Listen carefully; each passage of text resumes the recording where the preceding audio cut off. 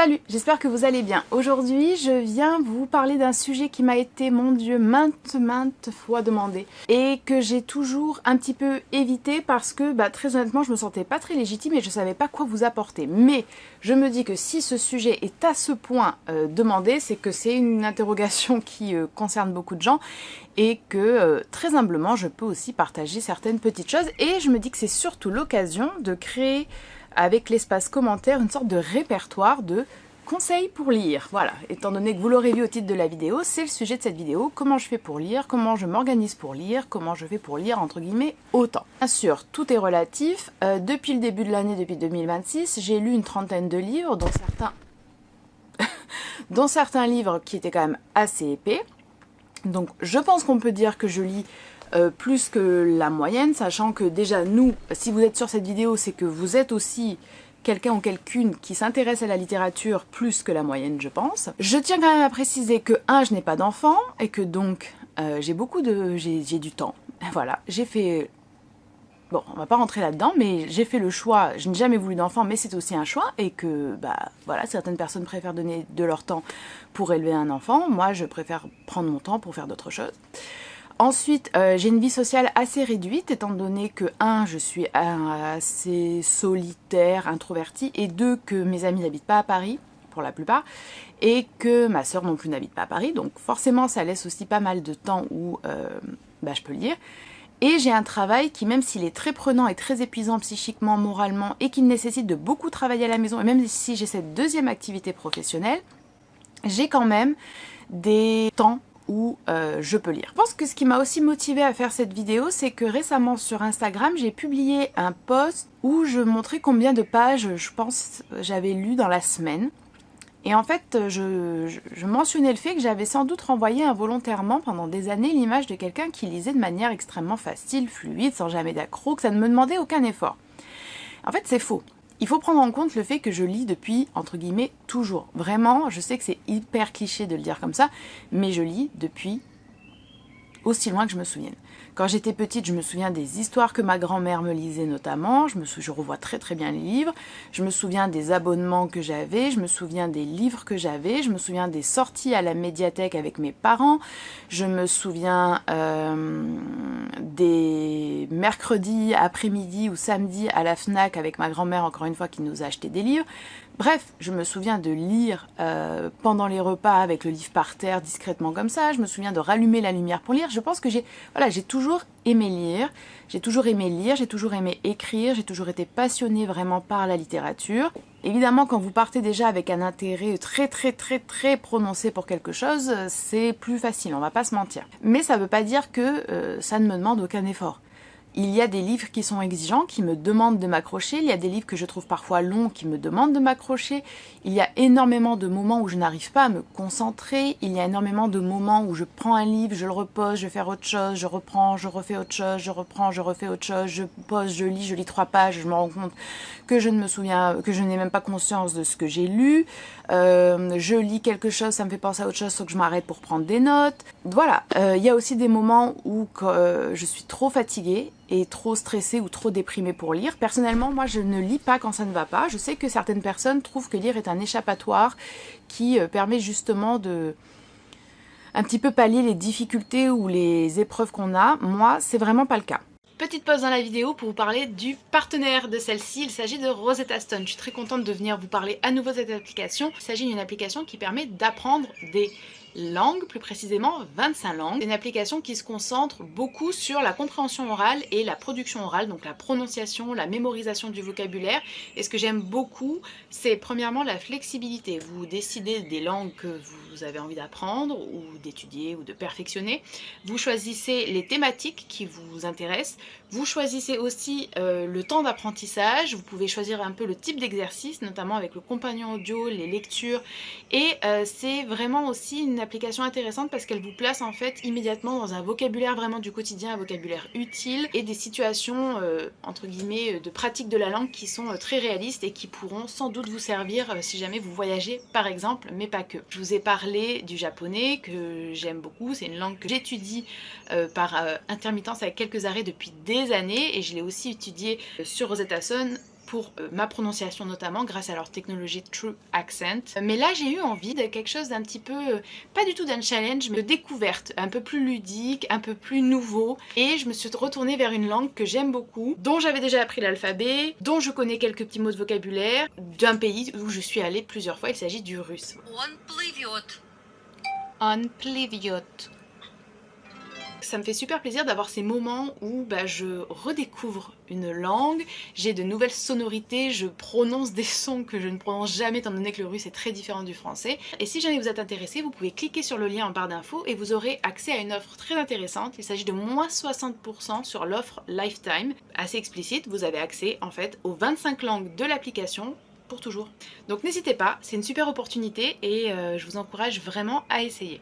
En tout cas, merci à Rosetta Stone pour ce partenariat et on continue avec la suite de la vidéo. Malgré tout, j'arrive à lire chaque année une 50aine de livres. Malgré tout, je n'abandonne jamais la lecture. Comment est-ce que je fais malgré tout du coup pour réussir à lire? Alors, je vous ai compilé une petite liste très concrète et pratique parce que j'ai l'impression que voilà, des fois les conseils sont un petit peu brumeux. Moi, je voulais vous proposer des choses qui fonctionnent pour moi et qui sont pour le coup très concrètes. La première chose, c'est que très souvent, je me fixe un objectif. Soit je me fixe un objectif de page, soit je me fixe un objectif de durée. Je me mets un minuteur, soit sur le téléphone, mais maintenant j'essaye d'arrêter d'utiliser mon téléphone pour tout et rien. Donc en général, maintenant, je mets un minuteur sur... Me demandez pas pourquoi, je trouve que c'est différent, mais c'est différent. Sur mon iPad avec une vidéo de 30 minutes, 45 minutes, 1 heure, bref, vous faites comme vous voulez. J'avoue que je préfère, de mon côté, avoir un objectif de page. Un conseil, c'est que si vous vous mettez un objectif très... comment dire, atteignable, comme 20 pages ou 25 pages, la plupart du temps, vous continuerez à lire, même si vous avez atteint votre objectif. Se fixer des objectifs de lecture, je sais que ça peut paraître un petit peu strict, un petit peu trop productif, mais c'est vraiment pas l'idée. L'idée, c'est d'arriver à se créer une limite, en tout cas une sorte de règle, parce qu'on vit dans un environnement où on est sursollicité en permanence, où notre attention est vraiment mise à mal avec notamment les téléphones. Alors vous voyez, c'est ça qui est aussi, c'est que la durée, je trouve qu'en fait, on peut vite se laisser attraper par autre chose et pour autant le temps va défiler, donc est-ce qu'on se rajoute des minutes après? Bref, c'est pour ça que j'aime pas ça. Alors que les pages, même si vous le faites sur toute la journée, au moins vous avez lu ce nombre de pages. Deuxième chose, trouvez le moment vraiment où vous arrivez à lire. En fait, tout le monde ne lit pas bien au même moment. Quand j'étais plus jeune, je lisais tout le temps le soir, je pouvais lire des heures le soir. Maintenant, le soir, en général, je suis fatiguée, j'ai très mal à la tête assez souvent c'est vraiment pas le moment où j'arrive à lire. Maintenant, j'aime beaucoup lire le matin. Encore une fois, ça dépend de vos emplois du temps. Cette année, c'est possible aussi pour moi parce que la plupart du temps, je commence à travailler l'après-midi. Donc j'ai toute ma matinée, ce qui est en fait... bon, on va pas rentrer là-dedans non plus.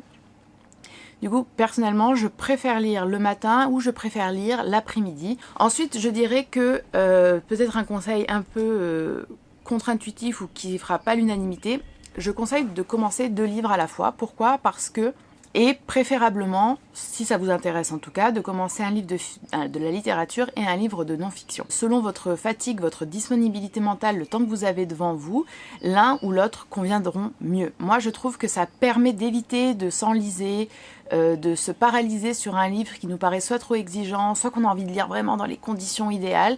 On a un 2e livre, ce qui nous permet de continuer à lire, ce qui casse pas cette habitude, et c'est très important pour le cerveau de créer une habitude et une régularité sur des pratiques telles que la lecture, mais pas que. Donc c'est un conseil que je donnerai, même si je sais qu'il ne fait pas vraiment l'unanimité. Lire avec un stylo ou un crayon dans la main. Personnellement, je trouve que ça rend la lecture beaucoup plus intéressante, active. La lecture, c'est toujours actif. C'est pour ça que moi, je trouve que écouter, même si parfois j'aime bien écouter des livres audio, écouter un livre audio et lire, vraiment, pour moi, ça n'a rien à voir. Une manière de rendre ça encore plus actif et donc encore plus de s'investir dedans. Et donc, quand on est investi, on est plus concentré, le temps passe plus vite, c'est plus facile, c'est de lire avec un stylo. Parce que annoter, réellement, ça aide. Alors, je ferai, si vous le souhaitez, une vidéo sur comment j'annote mes livres, mais ce que je peux aussi vous conseiller, c'est d'avoir un modèle de fiche de lecture. Personnellement, dans le carnet que j'ai fait avec Studirama, qui est le carnet de lecture sans frontières, il y a des fiches de lecture qui ont vraiment été pensées pour ressembler à ce que moi j'utilise quand j'essaye d'annoter, de lire un livre avec précision et aussi de convenir au plus grand nombre. Donc si jamais ça vous intéresse, vous pouvez jeter un œil à ce carnet de lecture. Avoir des idées en tête de ce que vous souhaitez repérer dans le livre, de ce qui vous intéresse, de ce que vous avez envie sur cette session de lecture, de remarquer. Ça aussi c'est intéressant parce que ça permet de personnaliser. Voilà, c'est le mot que je cherchais, de personnaliser votre lecture. Je conseille aussi, bien évidemment, d'abandonner les livres. Je pense que certaines personnes ne veulent pas abandonner les livres, se disent que c'est un sacrilège, ou se disent qu'en fait c'est dommage et qu'on s'est déjà engagé, mais non, vous allez vous dégoûter, vous allez perdre du temps. Par contre, je n'abandonne jamais un livre avant d'avoir lu au moins 50 pages, parce que, enfin bon, c'est proportionnel aussi à la taille du livre, vous vous en doutez, mais il peut y avoir des débuts assez laborieux, des débuts assez flous, et puis finalement le reste de l'œuvre éclaire vraiment ce début et le rend parfois même extrêmement intéressant et pertinent. Donc je recommanderais l'abandon, oui, mais l'abandon à partir d'un certain stade de lecture. Encore une fois, c'est personnel, vous avez le droit de ne pas être d'accord, c'est mon humble avis. Alors, il y aurait évidemment tout un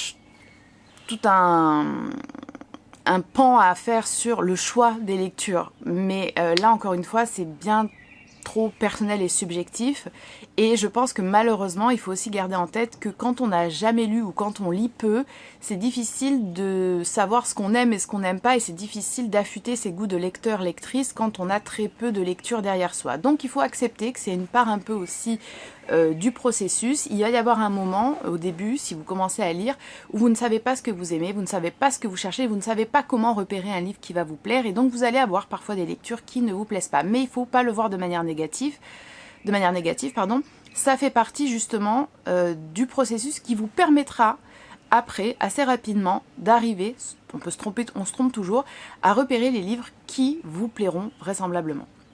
Donc forcément, voilà, essayez de savoir ce que vous préférez, des autobiographies, du fantastique, des livres classiques, quelle thématique vous intéresse, quel style d'écriture vous intéresse.